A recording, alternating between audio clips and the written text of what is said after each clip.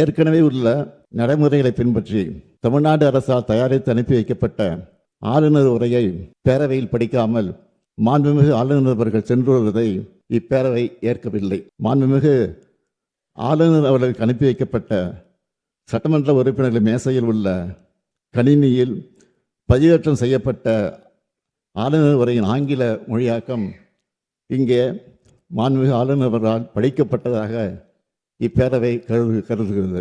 அவ்வாறே அவை குறிப்பில் நடவடிக்கை குறிப்புகள் இடம்பெறலாம்.